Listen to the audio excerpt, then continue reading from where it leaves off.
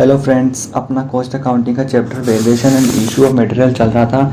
इसमें अपन ने काफ़ी मेथड किए। आज की क्लास में अपन जो मेथड पढ़ेंगे उस मेथड का नाम है स्टैंडर्ड प्राइस मेथड। तो चलिए शुरू करते हैं। सबसे पहले जानते हैं स्टैंडर्ड प्राइस होती क्या है। स्टैंडर्ड प्राइस वह होती है जहाँ पे मटेरियल को जो इशू करने की रेट होती है वो पहले से ही क्या होती है, डिसाइड होती है या फिक्स हो जाती है कि आपको मटेरियल किस रेट पे इशू करना है। ये आपको क्या होगा, पहले से ही क्या होगा, फिक्स होगा। यानी कि आपको ये चीज़ पहले से ही क्वेश्चन दे देगा कि आपको किस रेट पे मटेरियल को इशू करना है। यही होती है आपकी स्टैंडर्ड प्राइस। अब स्टैंडर्ड प्राइस क्या होती है, एक पर्टिकुलर टाइम के लिए क्या की जाती है, फिक्स की जाती है। स्टैंडर्ड प्राइस एक पर्टिकुलर टाइम के लिए फिक्स की जाती है। और जहाँ तक हो, ये जो टाइम होता है पर्टिकुलर टाइम, ये पर्टिकुलर टाइम एक शॉर्ट पीरियड के लिए होता है। इसको कभी भी चेंज किया जा सकता है। ये डिपेंड करता है मार्केट की जो कंडीशन होती है उसके ऊपर ये डिपेंड करता है कि भाई आपकी मार्केट की कंडीशन कैसी है। उस हिसाब से आप अपनी रेट को क्या कर सकते हो, चेंज कर सकते हो। इसका एक एग्जांपल दूँ तो एग्जांपल में आप देखो कि जो अपने फेस्टिवल वगैरह आते हैं तो क्या करते हैं, कई दुकानदार क्या करते हैं, सेल का सिस्टम चला देते हैं। उसमें क्या करते हैं, वो वही पर्टिकुलर टाइम के लिए आपको क्या करते हैं, 40 से 70% या फिर कुछ भी डिस्काउंट देते हैं। तो वो क्या होता है, एक पर्टिकुलर टाइम के लिए क्या देते हैं, आपको डिस्काउंट देते हैं। लेकिन आप अगर उस टाइम के बाद में जाओगे तो जो उसकी पहले जो MRP थी आपको उसी रेट में मिलेगी। लेकिन अगर आप जो उन्होंने वो टाइम निकाला था, अगर आप उस टाइम में जाते तो आपको डिस्काउंट पे दे सकते थे। एक एग्जाम्पल करते हैं, एक एग्जाम्पल मतलब कि क्वेश्चन करते हैं, उससे आपका ये क्या होगा, एकदम क्लियर हो जाएगा।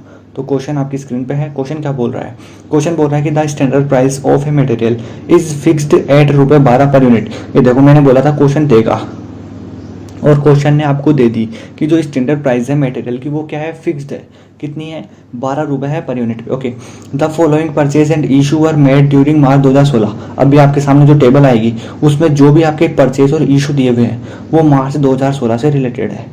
How the cost of material issued and closing stock will be recorded, okay, in the store laser by using the standard price method. यानी स्टैंडर्ड प्राइस मेथड का यूज करना है। क्या बनाना है आपको, स्टोर लेजर अकाउंट बनाना है। Cost of material issued and closing stock आपको निकालना है। टेबल आई है, टेबल क्या बोल रही है, टेबल बोल रही है कि 2016 है ईयर आपकी। ओके, 4 डेट दे रखी है, 3 मार्च, 8 मार्च, 21 मार्च और 28 मार्च। ये हो रही है आपकी रिसिप्ट। इनकी रेट भी दे रखी है, यूनिट भी दे रखी है। और 3 डेट है आपकी इशू की, 15, 24 और 30 मार्च। ये आपकी इशू की है। इशू किस रेट पे करना है, ये अपने को क्वेश्चन ने दे दिया है कि 12 की रेट पे ही इशू करना है। तो ये है आज अपना मेथड, स्टैंडर्ड प्राइस मेथड। इसका सॉल्यूशन करते हैं अपन। सबसे पहले स्टोर लेजर अकाउंट ऊपर लिख दिया, फिर नीचे लिख दिया अपन ने स्टैंडर्ड प्राइस मेथड। अब अपन बनाते हैं इसका फॉर्मेट। सबसे पहले डेट लिख दी, फिर आएगा अपना कौन सा कॉलम, रिसिप्ट का कॉलम आ जाएगा। यहाँ पे मैंने लिख दिया रिसिप्ट के कॉलम में रिसिप्ट्स। अब रिसिप्ट में क्या क्या आता है वही लिखेंगे। और फिर रिसिप्ट के बाद में आता है अपना इशू का कॉलम, तो यहाँ पे इशू लिख देंगे, मेन हेडिंग। और लास्ट में आता है अपना बैलेंस, तो अपन यहाँ पे लिख देंगे बैलेंस। अब रिसिप्ट में सबसे पहले आती है अपनी क्वांटिटी, फिर आती है आपकी रेट, फिर आती है अपनी अमाउंट। और फिर इधर बात करें इशू में भी सेम ये रहते हैं, क्वांटिटी, रेट और अमाउंट। अब बैलेंस की बात करें तो बैलेंस में मैंने केवल 2 ही कॉलम बनाए हैं। अगर आपकी इच्छा हो तो 3 कॉलम भी बना सकते हो। अब इन 2 में क्या क्या आएगा, इन 2 में एक तो आएगा आपके क्या आएगी, यूनिट्स यानी कि क्वांटिटी आ जाएगी। और दूसरे में आएगी आपकी अमाउंट। मैं इस वाले में रेट का वो नहीं बना रहा, रेट का कॉलम। अगर आप लोगों की बुक में दे रखा हो रेट का कॉलम तो आप रेट का बना सकते हो। अगर आप नहीं भी बनाना चाहो तो कोई दिक्कत नहीं होगी। अब इसका सॉल्यूशन में अपन बात करें तो सबसे पहले इसने बोला है ईयर जो है आपकी 2016 है, तो अपन ने डेट के नीचे लिख दी ईयर 2016। जो ये वाला मेथड है इसमें क्या होता है, आपको फिक्स प्राइस दी हुई होती है, इशू किस पे करना है वो फिक्स प्राइस दी हुई रहती है। सबसे पहले इसने क्या बोला है कि आपके पास क्या है, 3 मार्च को 1800 यूनिट क्या हो रही है, आपको रिसीव हो रही है। तो अपन लिख देंगे सबसे पहले 3 मार्च को क्या हो रही है, 1800 क्वांटिटी। रेट कितनी है इसकी, 12 की रेट से क्या हो रही है, रिसिप्ट हो रही है। तो अपन इनको मल्टीप्लाई कर देंगे तो अपनी अमाउंट आ जाएगी। बताइए क्या करते हैं अपन, 1800 मल्टीप्लाई 12, तो ये आ गए अपने कितने, 21,600। तो ये हो गई अपनी अमाउंट 21,600। सेम एज यही करना अपने को। इशू में कुछ होगा नहीं, ये बैलेंस का बच गया। क्वांटिटी कितनी है 1800, तो क्वांटिटी में लिख दिया 1800। अमाउंट कितनी है 21,600, तो 21,600 ये लिख दिया अपन ने। फिर इसने क्या बोला कि 8 मार्च को भी क्या हो रही है, आपको रिसीव हो रही है 500 यूनिट। अब हो रही है 8 मार्च को रिसीव कितनी हो रही है, 500 यूनिट। रेट कितनी है 14, इन दोनों को भी मल्टीप्लाई करेंगे तो कितने आ जाएंगे, 500 मल्टीप्लाई 14 करें तो कितने आए आपके 7000 यहाँ पे आ जाएंगे। इशू कुछ हो नहीं रहा अभी भी, पहले 1800 थी, 500 और आ गई तो अब कितनी हो गई। मैंने बोला था अमाउंट क्वांटिटी से क्या आती है आपकी क्वांटिटी आती है और अमाउंट से आपकी क्या आती है अमाउंट आती है। तो क्वांटिटी में 1800 अगर रिसिप्ट होती है तो अपन ऐड कर देते हैं, अगर इशू होती है तो लेस कर देते हैं। यहाँ पे क्वांटिटी में क्या हो रहा है रिसिप्ट हो रहा है तो इसको क्या कर देंगे अपन ऐड कर देंगे। तो ऐड करने में कितना आया आपके, ऐड करने पे आया आपके 2300 और अमाउंट को भी ऐड कर देंगे 21,600 में 7000 जोड़ देंगे तो ये आ जाएंगे आपके कितने 28,600। फिर इसने क्या बोला कि 15 मार्च को क्या करना है आपको इशू करना है। 15 मार्च को क्या करना है अपने को इशू करना है। इशू कितनी करनी है 1000 करनी है आपको इशू। इस क्वेश्चन में अपने को सबसे ऊपर ही ऊपर वाली लाइन में क्या दे रखा था, जब क्वेश्चन अपन ने पढ़ा था वहां पे दे रखी थी अपने को रेट दे रखी थी 12 रुपए, वो फिक्स रहेगी। वही 12 आपको क्या करना है यहाँ पे लिखना है रेट में 12। तो ये कितने हो गए 12,000 हो गए। अब आपको एक चीज यहाँ पे ध्यान में रखनी है कि अब जो ये बैलेंस की जो रेट आएगी ना अमाउंट और क्वांटिटी ये अपने को लेस करनी है। 2300 में से 1000 गई तो कितने बचे यहाँ पे बच गए आपके 1300 और अमाउंट में पहले 28,600 थी लेकिन अब अमाउंट कितनी 12,000 माइनस कर देंगे इसमें से, बाकी की अमाउंट यहाँ पे अपन लिख देंगे। ये कितनी आई अपनी 16,600। अब अगर अपन इनके आगे अगर अपन रेट का कॉलम भी बनाते तो ये सारी रेट 12 पे ही शो करते अपन, ये भी 12 पे, ये भी 12 पे, ये भी 12 पे, लेकिन मैंने नहीं बनाया। अगर आप बनाओ तो रेट में 12 ही दिखानी है सारी जगह।